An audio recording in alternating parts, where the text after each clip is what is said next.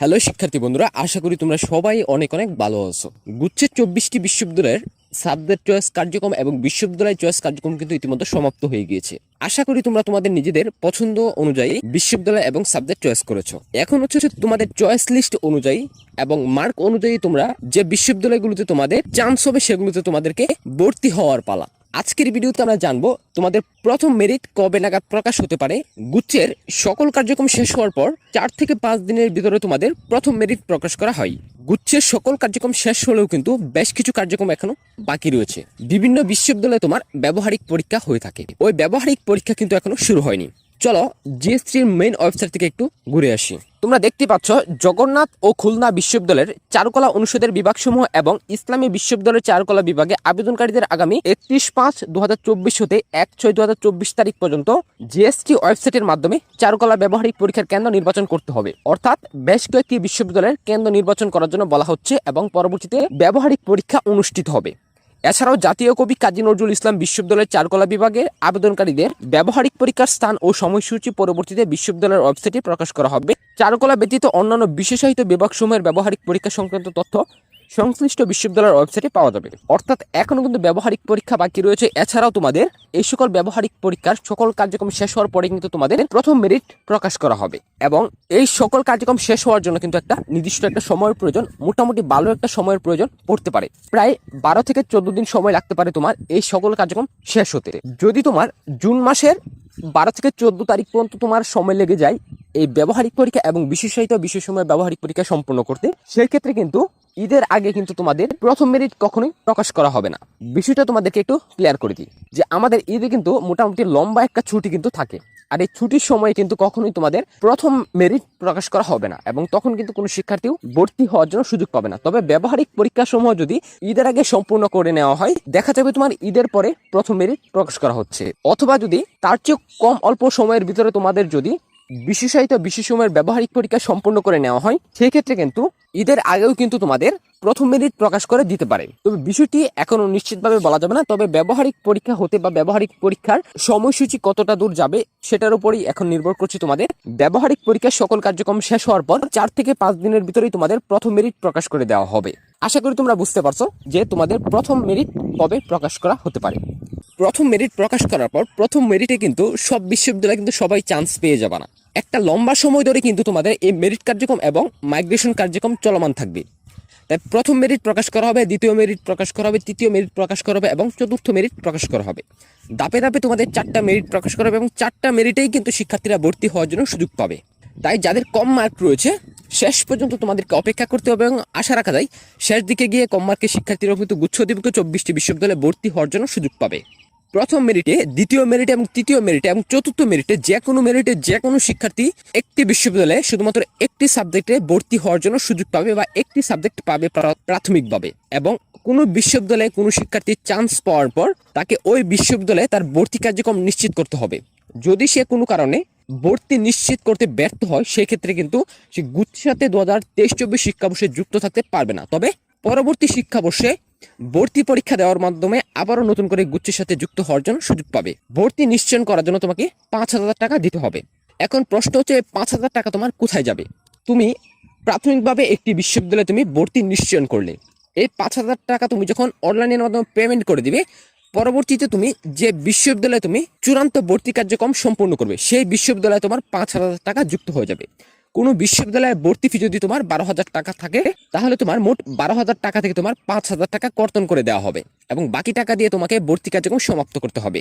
প্রথম মেরিটে অথবা দ্বিতীয় মেরিটে কোনো শিক্ষার্থী যদি চান্স পায়, সেই ক্ষেত্রে ওই শিক্ষার্থী যদি বিশ্ববিদ্যালয় এবং সাবজেক্ট পছন্দ না হয় এবং সে যদি চায় যে তার বিশ্ববিদ্যালয় এবং সাবজেক্ট পরিবর্তন হোক, সেক্ষেত্রে তুমি মাইগ্রেশন অন রাখবে। এই শিক্ষাবর্ষে মাইগ্রেশনের সিস্টেমটা কিরকম হবে সেটা কিন্তু বলা যাচ্ছে না। তবে যদি বিশ্ববিদ্যালয় এবং সাবজেক্ট মাইগ্রেশন যদি তোমার আলাদাভাবে দেওয়া হয়, যে তোমার কোনো শিক্ষার্থী চাইলে তার বিশ্ববিদ্যালয় পছন্দ হয়েছে কিন্তু সাবজেক্ট পছন্দ হয়নি, ঠিক আছে, সেক্ষেত্রে তোমার সে যদি শুধুমাত্র তার বিশ্ববিদ্যালয়ের মাইগ্রেশনটা বন্ধ করে দেয়, সেক্ষেত্রে কিন্তু তার সে যে বিশ্ববিদ্যালয়ে ভর্তি হয়ে আছে ওই বিশ্ববিদ্যালয়ে তোমার উপরের দিকে যে সাবজেক্টগুলো রয়েছে সেই সাবজেক্টগুলো সে পাবে।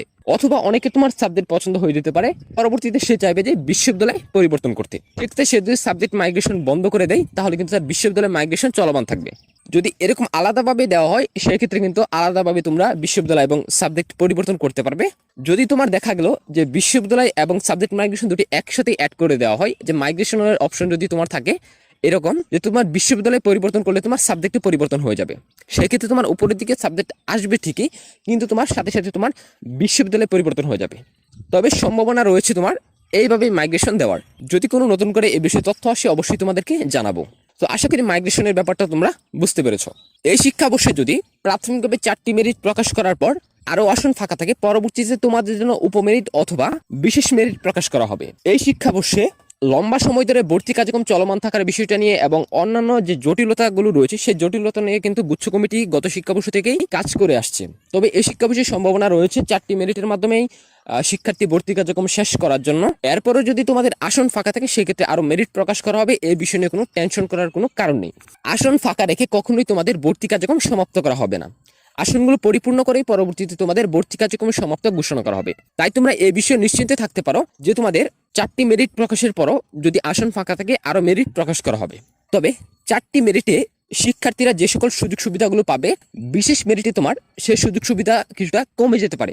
বিষয়টা হচ্ছে এরকম যে গত শিক্ষাবর্ষে তোমার 4টি মেরিট ঠিকই প্রকাশ করেছিল, পরবর্তীতে শিক্ষার্থীদের জন্য বিশেষ মেরিট প্রকাশ করা হয়েছে। বিশেষ মেরিটে দেখা গেল শিক্ষার্থীদের বিশ্ববিদ্যালয় পরিবর্তনের সুযোগ দেওয়া হলো না। অর্থাৎ যে সকল শিক্ষার্থী ভর্তি হয়ে আছে তারা আর বিশ্ববিদ্যালয় পরিবর্তনের জন্য সুযোগ পাচ্ছে না। তবে সে যে বিশ্ববিদ্যালয়ে ভর্তি হয়ে আছে ওই বিশ্ববিদ্যালয়ে সে সাবজেক্ট মাইগ্রেশন করার জন্য সুযোগ পাচ্ছিল। অর্থাৎ ওই সকল শিক্ষার্থীর সাবজেক্ট পছন্দ না হলে উপরের দিকে তোমাদের আসন ফাঁকা থাকা সাপেক্ষে সাবজেক্ট পরিবর্তন হচ্ছিল এবং শিক্ষার্থীরা চেয়েছিল পুরো সুযোগটা নেওয়ার জন্য, কিন্তু বিশ্ববিদ্যালয় কর্তৃপক্ষ সেটি করেনি।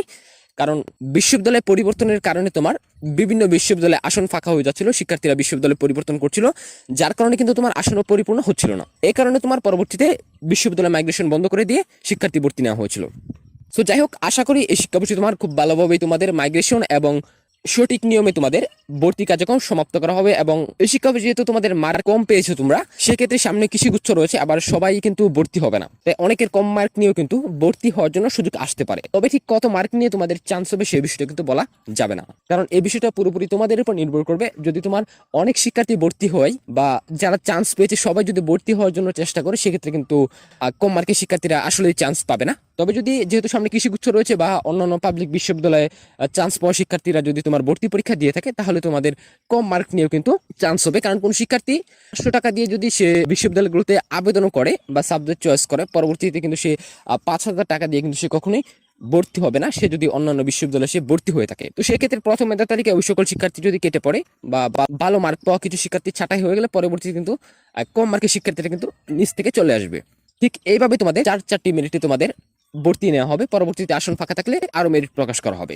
তো আশা রাখা যায় এই শিক্ষা অবশ্যই তোমার কম মার্কের অনেক শিক্ষার্থীরা কিন্তু ভর্তি হওয়ার জন্য সুযোগ পাবে। তো শিক্ষার্থী বন্ধুরা, এই ছিল তোমার আজকের মতো ভিডিও।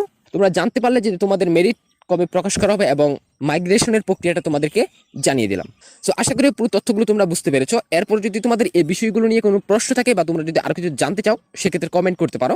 যদি ভিডিওটা ভালো লাগে ভিডিওতে অবশ্যই একটা লাইক করবা, চ্যানেলে নতুন হয়ে থাকলে অবশ্যই চ্যানেলটি সাবস্ক্রাইব করে দিবা। সো আজকের মতো এই পর্যন্তই, দেখা হচ্ছে তোমাদের সাথে আগামী নতুন কোনো ভিডিওতে। ততক্ষণ মধ্যে সবাই ভালো থাকো, সুস্থ থাকো।